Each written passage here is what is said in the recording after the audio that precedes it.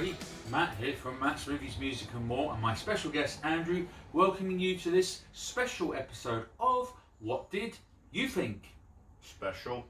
Yeah, I wanted to tell you about that. This video today, given that we haven't made any content recently due to our extended summer break, in August of 2019, it was the 5th anniversary of the passing of an actor and a comedian who I'm a huge fan of, and I really wanted to talk about this man's career and also pick a movie which I feel is a movie we should talk about on this channel. And so the actor that I want to talk about is Robin Williams, who passed away on August the 11th, 2014. His death was ruled to have been suicide because I'd heard that apparently he had early stage of Parkinson's disease. I don't know if you are aware of that at all, Andrew. I knew about the suicide part, so there was some ambiguity as to the hows and whys at the time, and I'm ashamed to say I left it at that. Yeah, but anyway, for those of you who don't know who Robin Williams is, Robin Williams was a comedian who was kind of struggling, and eventually he got his big break when he made a guest appearance on the very popular TV series Happy Days, in which he played a character called Mork, who was an alien. Did you ever see that at all, that episode? No. No? Well, anyway, his character was so popular enough that it ended up getting a spin-off series on Happy Days, which is called Mork and Mindy. I've caught the odd episode of that. Yeah, I remember watching that as a kid and finding it really funny and stuff, and as well as doing that, he'd gotten into movies and stuff like that. But his movie output was not really that big until probably 1987 with the release of the movie Good Morning Vietnam, which I don't know if you've seen that movie, but I've seen the actual clip of Good Morning Vietnam, and to date that is my only experience with the movie. Yeah, and subsequent roles would come after which he would get acclaim for, such as Dead Poets Society, which was a big hit in the late 80s. He did The Fisher King with Terry Gilliam, which was released I think the same year as a movie that he is fondly remembered for, which is the voice of the genie in Disney's Aladdin. Yeah, that is very... I was very big on that as a child, and it was played heavily on my mind recently, which if you've seen at the Movies with Angel, you know why. Yeah, and obviously just a couple of years later, we're going to talk more about his career after this movie, but the movie that he's most remembered for probably is the 1993 comedy Mrs. Doubtfire. That was I remember it being big at the time. I remember going to see that at the cinema and everybody in class at school talking about it because it was just so funny. Oh, look, Robin Williams in drag and putting on a funny voice. And it was certainly something that the 12-year-olds could enjoy. Yeah. So, given that most people were talking about that when he passed away and stuff like that, I kind of think it would be better to do something that's different, a different movie of Robin Williams' career that maybe people probably haven't talked about very much. So, are we going to talk about Popeye then? His debut movie as a lead actor? No, not Popeye, sadly. Toys.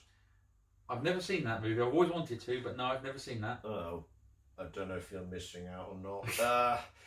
Bicentennial Man? I should have done that one. I like that movie a lot, Bicentennial Man. What Dreams May Come? I've seen that too. You're not missing much if you haven't. Alright, what is it? Well, I've decided to go with the 2002 thriller, 1 Hour Photo.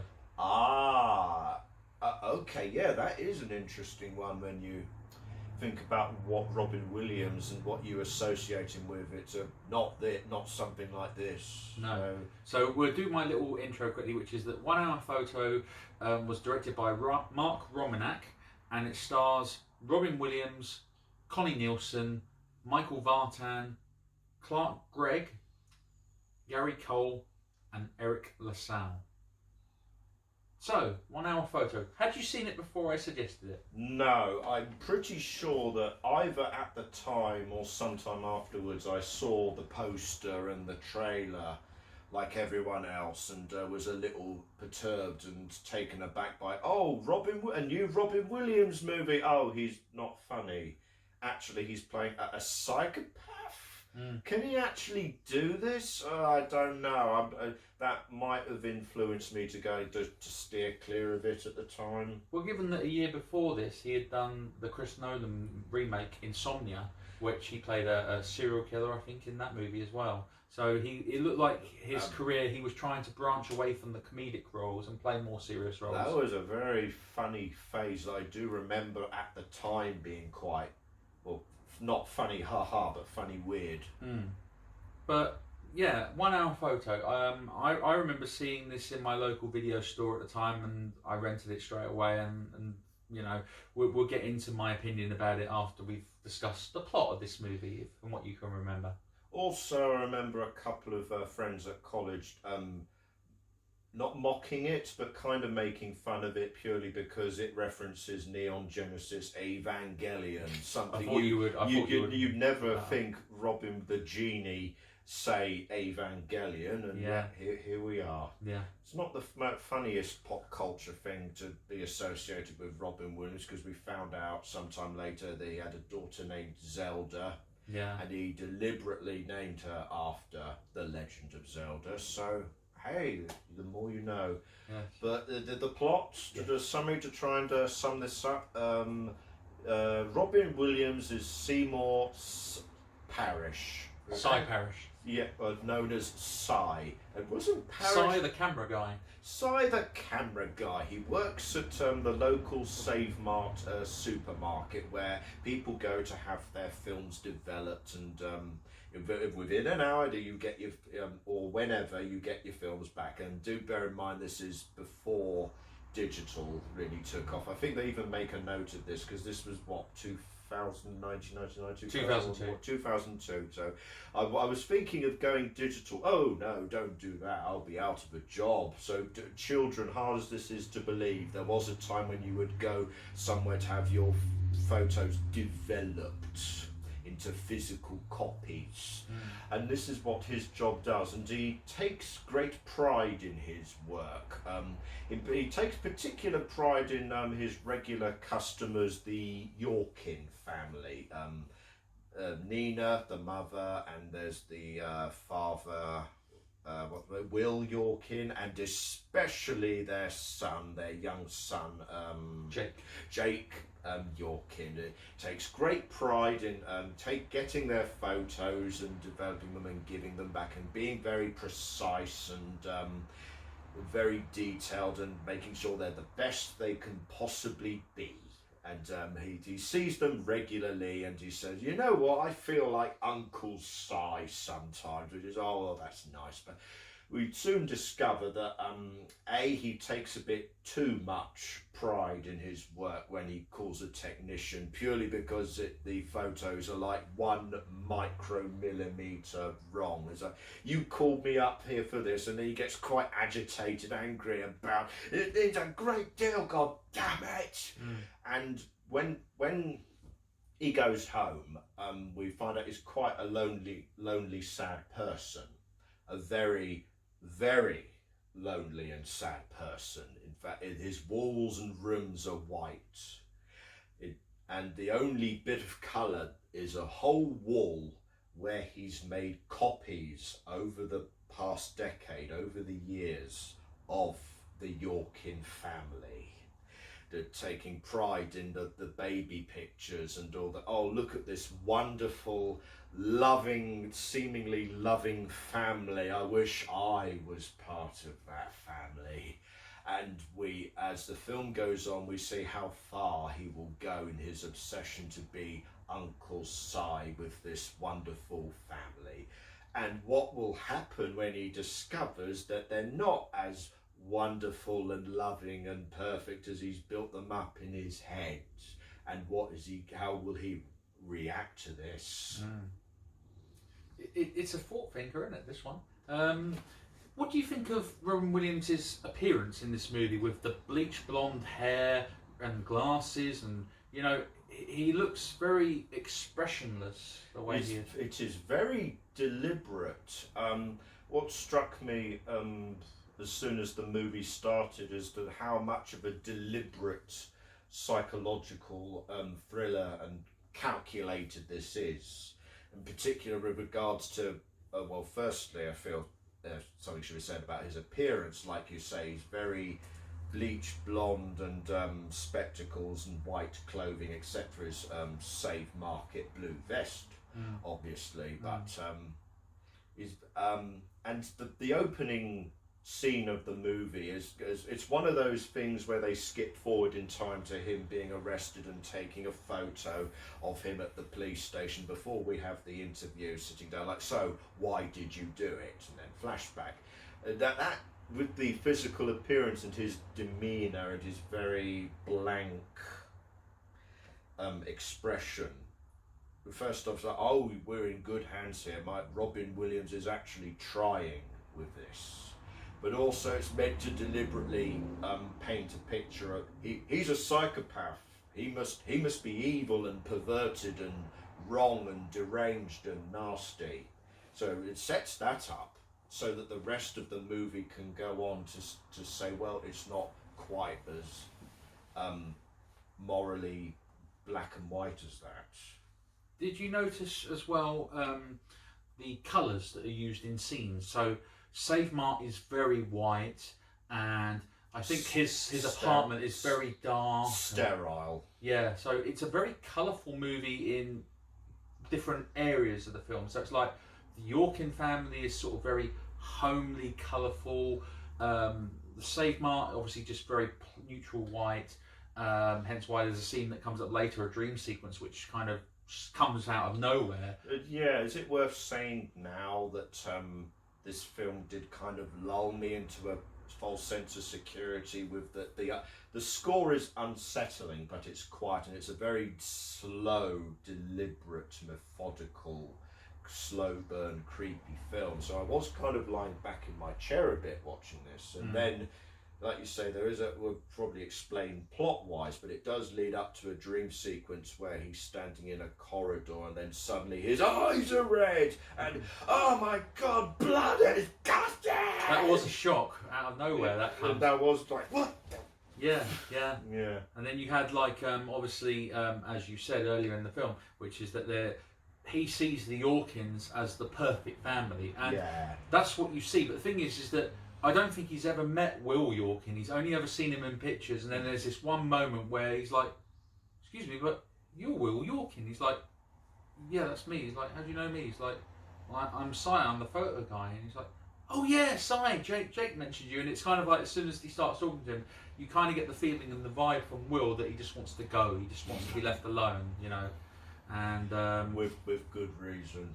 Yeah, and then there's this sort of inappropriateness, which is that sometimes because of Si being so thorough and everything, he's taking things to a level which maybe his boss, played by Gary Cole, might not necessarily agree with some of his methods and stuff like that. Like, I don't think it was corporate's idea to give away free disposable cameras on someone's birthday. Clearly that was your idea. Yeah, he was trying to do a nice gesture, but yeah, that cost him, didn't it? Yeah, and then you had moments in there, like when he was talking about, like, oh, maybe Yoshi, who my lab assistant may have put in the wrong thing or whatever, but as you see on the thing, he's made 2 copies of everything that the Yorkins take.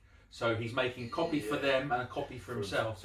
And so he gets questions about it, doesn't he? And it took the boss until now to finally say, where are these unaccounted prints going to? Oh, I don't know, sir. I think you do know. But like we say, it was the beginning of the 21st century, but something like that would have been picked up a bit sooner than that. But what's interesting is that you look at the clientele of people, they're like, oh, this will be ready this afternoon, Si. It's like, yeah, I'll look after this for you, sir, or whatever. And then you find out about some of the pictures' personal background. Like, there's one guy who's an amateur photographer who likes to take pictures of young girls and stuff like that. And obviously, this is where this particular woman comes into play, called Maya. She comes in and she's red-haired and curly-haired or whatever. And as he's going through the pictures, he discovers something in the pictures that breaks his world. It breaks his world apart. Was this around the same time that his boss said, you're fired? Because it is the second act incident that slowly causes his world to spiral out of control. He's fired, so he can't access the Yorkins pictures anymore, and then he's looks in the photo, Maya's photos, and goes, "Hang on, is that guy she's with and kissing her and all this? That's the father." Yeah.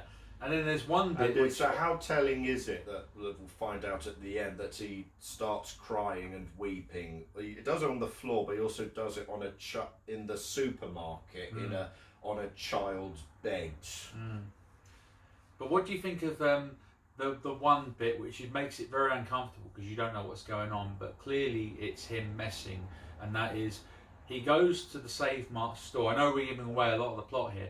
But he goes to the Save Mart store and the boss, Gary Cole's system, is like, you're not welcome in here anymore. And he's like, oh, he says, I'm a customer now. He says, I want to get my pictures developed. And he goes, well, you can go and get them developed elsewhere. It's like, well, no, this is the best tech lab in the country. So this is, I programmed this machine myself. Yeah, and then after he gets the pictures developed, he obviously doesn't come back and get them. But Yoshi then goes to the boss and goes, I think you need to see these pictures, sir. And then when he sees the pictures, it's that classic... You know, when you draw a picture in a book and you flick it through. A flick book. Yeah, and it's pretty disturbing because it's an image of the boss's daughter that's been photographed and he's getting closer and closer and closer. Right after that, there's a lot of voiceover speeches from Robin Williams about how I take great pride in what I do, and people don't take pictures of the little things that are important in life. They want a snapshot that says I existed in this world. And it's as he's taking these, at the time we don't know he's taking pictures of the daughter, but as we say, the word snapshot comes from an old hunting term. So I'm hunting right now. How did that make you feel? Because this character hasn't really given those sort of clues away about himself, I would say, to the point that, you know, he's going to go and take pictures of a child like that. But at the time or in hindsight? In hindsight, maybe. Well, in hindsight, it can be argued that this was like psychologically, this was a subconscious cry for help, because it does instigate the boss going to the police like, this weirdo used to work for me, he's taking pictures of my daughter, and that's what attracts the attention, and they go after Cy, and that's what leads to him being arrested. Did he want that?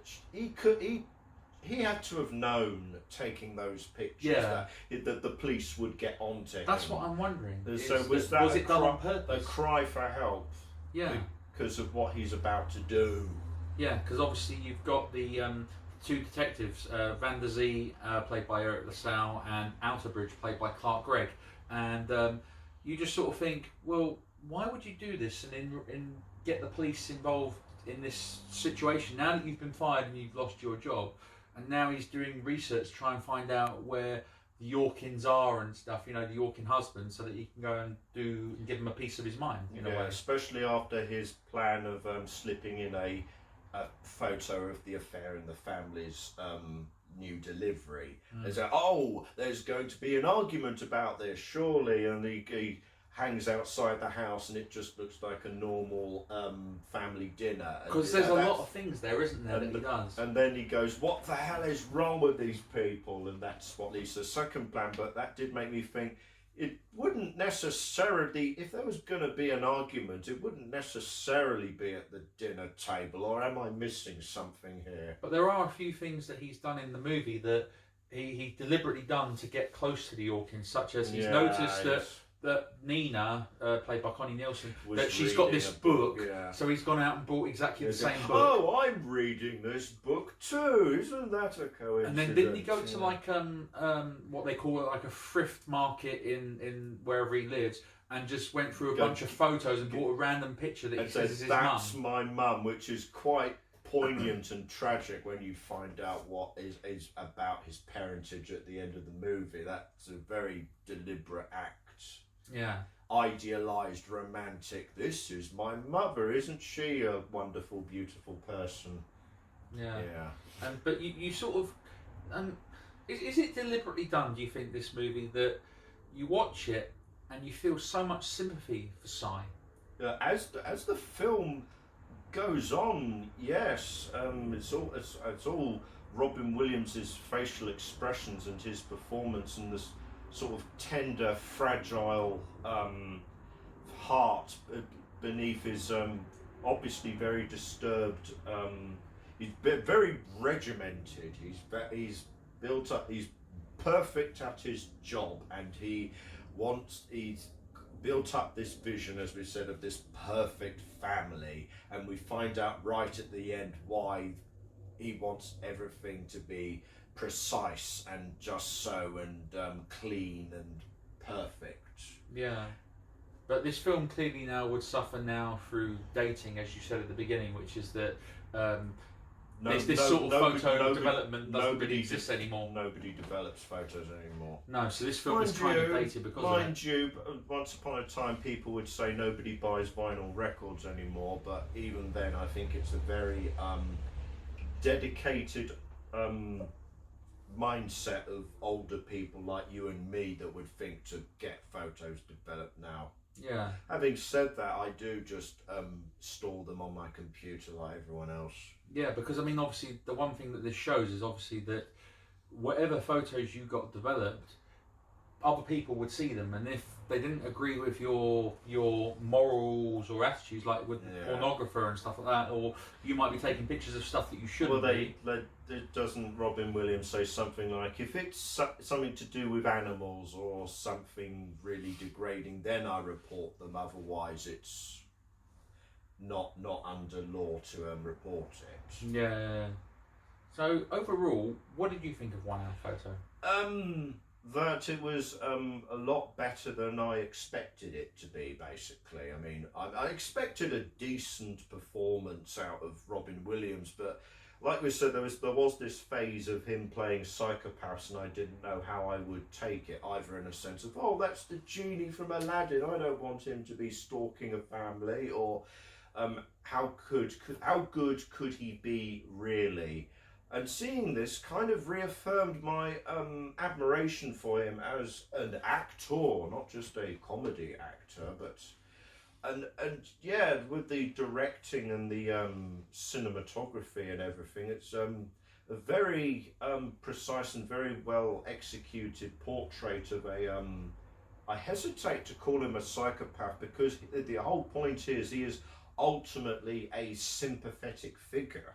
And the film does a great job of slowly building up this idea of sympathy and pity for him. Yeah.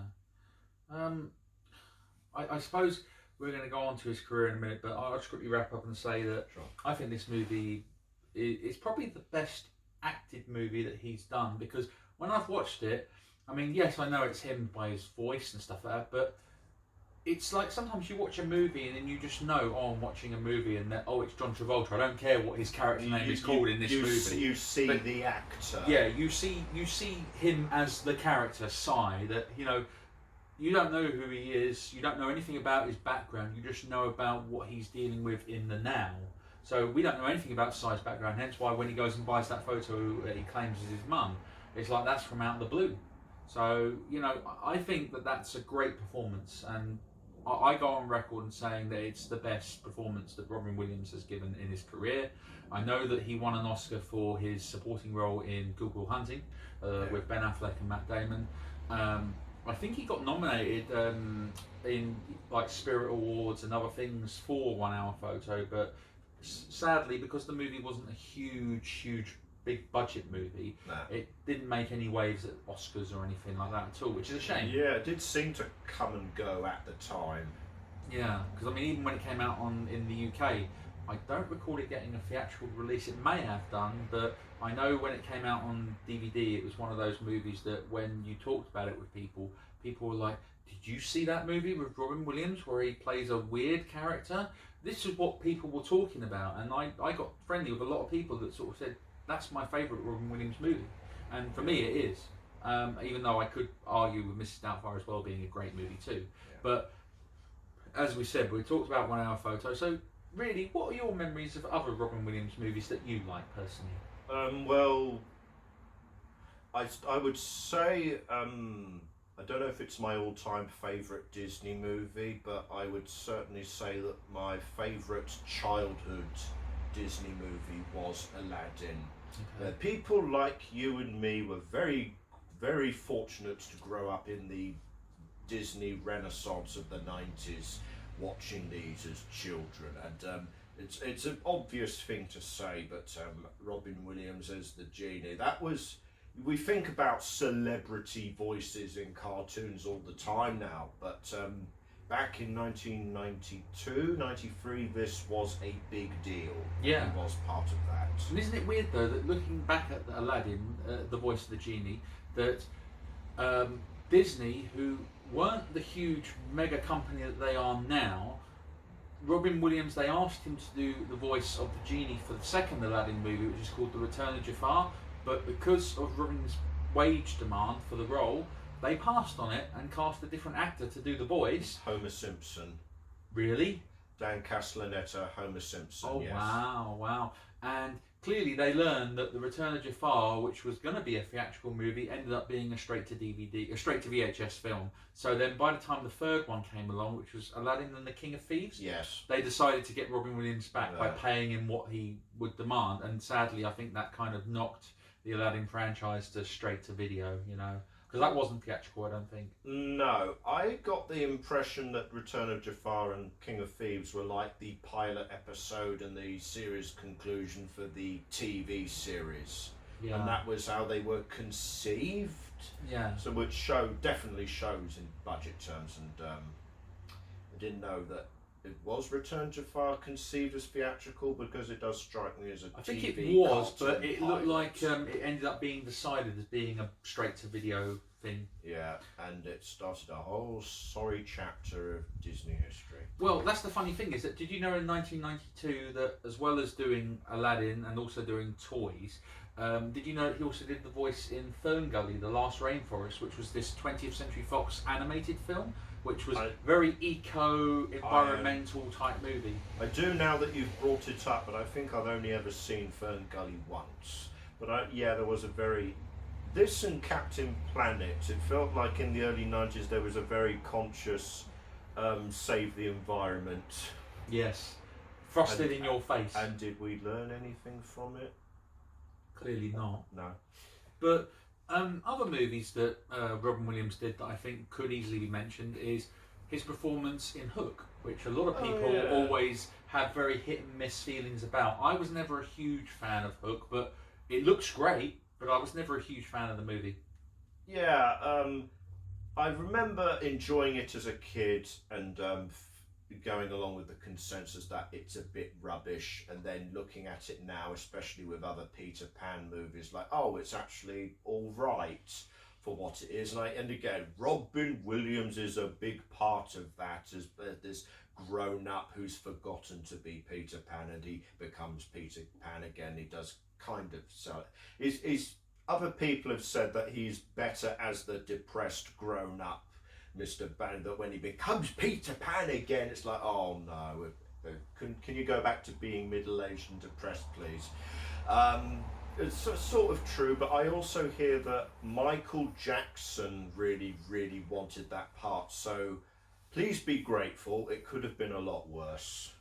Or awkward. I don't even want to touch that with a barge pole, dare I say it. Then don't. But obviously we're going to talk about the most famous film briefly, which is Mrs. Doubtfire, which is the movie that in 1993 when it was released, this and Jurassic Park were sort of the two big movies of that year. Yeah, they felt like that those were the big ones that everyone was talking about and was being trailed to death. And looking at it now, I can relate to Mrs. Doubtfire in some aspects with personal reasons, but I thought it was a great movie, and the relationship with the Pierce Brosnan character, this outsider who's coming into it, I felt so much sympathy for that character because he is a nice guy. He's done nothing wrong, and yet Robin Williams is being a real jerk to him. It's been a while since I've watched it, but even as a 12-year-old, I remember being very taken by it's the breakup of a marriage, and I was, as a child, expecting it to be magically fixed or happy again at the end of the movie, and it's not. No. And it is actually about how everybody copes with this and how everything will be all right, actually. Yeah. And so I think definitely subconsciously that did stick with me, and it did help me and I don't really want to go into this, but when similar events transpired in life, it did kind of help as a kind of beacon for it's all right. People don't love each other anymore, but that doesn't mean that everything isn't horrible. Kind of feels a bit therapeutic, I guess. Therapeutic. That's how I'd describe this movie. Yeah, because his performance is so funny in the movie, and like I say, I mean, the Pierce Brosnan character's done nothing wrong, but in the movie you're supposed to hate him. But he's done nothing wrong. It's not like he's going, "Oh, I'm going to take over everything she's got." I'm the evil boyfriend who, yeah. Yeah, he's a nice guy, and I feel so much sympathy for him when he tries to kill him by putting when he is it Shelf or Pepper in his meal or something, and then Robin Williams has obviously the memorable scenes in which he's dressing as Mrs. Doubtfire and as himself, trying to go to the same restaurant twice. Yeah, to the climactic restaurants. Yeah, which if you haven't seen the movie already, you're missing out on a lot. But I want to wrap on with a few more films, and then we're going to end this. But obviously, there are some other movies which are notable for Robin Williams, such as Jumanji, which is amazing. That was amazing. I remember enjoying that, thinking, "Oh, the rampaging monsters look so convincing," and that is a good testament to Robin Williams' legacy. That when the sequel came out a couple of years ago, everyone went, "This is not going to work because Robin Williams is not in it. How dare you do a sequel now that Robin Williams has passed away? Robin Williams is Jumanji, there's no touching it." Yeah. And it actually turned out to be all right, but that's not the point. Yeah. And then you got like the Birdcage, which is the remake of the French movie Le Cajun Follies, which I think is hilarious. I dimly remember renting that with my mum and my mum enjoying it. And then he had like the period in the 90s where there was like 2 movies after Good Will Hunting, which sort of were the ones that people were looking on and thinking, is his career really going this direction? So Flubber, which was made for Disney, and What Dreams May Come, which was heavily criticised when it came out back in the day. I don't want to touch Flubber. No. Both in real life and in this. But obviously there are some... It's funny because Flubber is exploding out the bad guys' arseholes for kids. I can't remember much about Flubber. I haven't seen it since back in the day. But there are some movies that I really like of his, which not enough people know. Bicentennial Man, which was one movie you mentioned earlier. I think it's very underrated, that movie. And also Death to Smoochie, which I don't know if you've seen that at all, with even playing Rainbow Randolph. It's kind of a fictional world of children's television entertainers and the cutthroat business with Ed Norton and Danny DeVito, to name a few. Really funny movie, adult movie though. And then you've got, obviously, he did Robots, the voice in the British-American production Robots. Yeah. You ever see that? No. It's alright, it's not great. And then obviously, it seemed like his main acting roles were kind of going down the pan, but his voice work was doing well, such as the Happy Feet franchise. Alright. And obviously the one that he'll probably be remembered for before his passing, which is his role in the Night in the Museum movies. Yes, that was solid enough. Oh look, here's Robin Williams being funny. Yeah. So apart from that, I suppose his last movie, which was a movie which he did a voice in, which was Absolutely Anything, which is the Terry Jones movie. I went to see that. Okay, any good? Robin Williams is doing what he can with basically his owner Simon Pegg can do any wish that he wants, and he wishes he could talk to his dog because his dog would tell him that he loves him, but all his dog does is say biscuits and I want to hump things and please don't shout at me and ooh dogs, ooh biscuits, ooh humping. I mean, the script didn't give him a lot, but he's trying, and he saves the day in a way that I won't spoil. But I felt like, oh great, this is how Robin Williams' career ends as a voiceover in a subpar movie with Monty Python actors. Yeah, see, for me, I mean, the thing I love about Robin Williams, and this is where I'm going to finish my point, is I love his stand-up work as a stand-up comedian, and I've actually got his stand-up comedies like Live at the Met and An Audience With Robin Williams, and then obviously his comeback in the 2000s with live on Broadway, which I think was done shortly after 9/11, and his more recent one, which was Weapons of Self-Destruction, in which this was done at a time where I think he had had a heart attack and stuff, and they were telling him that you need to calm down and, sort of take a break. But he wasn't. He was constantly working till his death. Yeah. And, it's such a shame that we don't have him around anymore, because it would have been great to have heard if he would have been even involved in the Aladdin remake that came out. Maybe as an executive producer or something, because he wouldn't have been in it. Definitely not. But I wonder what he would have thought of that movie. Would have thought that. Would have thought of the Jumanji sequels. Yeah, because they didn't touch them while he was alive, so. Yeah, I think my biggest immediate regret regarding Robin Williams is joining the consensus at the time that you think of Happy Feet movies, movies like Old Dogs and Merry Freaking Christmas and absolutely anything to a degree, and the sort of very subpar, slushy movies, and think, oh god, this is all Robin Williams is good for now. He's past his prime. Yeah. And then him committing suicide, was it? I think so. Yeah. And at the time, I heard, like you say, he was a workaholic, and he had to do these subpar, not very good movies to put food on the table, to earn money, and that just makes me sad about. I'm sorry that I came down like that, and sometimes actors need to eat just like everybody else, and that he wasn't slumming it. He was just trying to make a living. Well, his passing to me was as hard hitting as Michael Jackson himself, David Bowie, and Rick Mayall. Those four really surprised me when they died. So I mean, I know we're going to end on a slumber note there, but I really wanted to pay tribute to Robin Williams, and I thought that 1 hour photo was the best way for us to do it. But this was a good movie. Let's try and perk it up. Yeah, this was a good film. Perk it up with a psychological movie about a deeply disturbed and tragic figure. That's the way to cheer up. Yeah. So I think that's really it for this video, isn't it?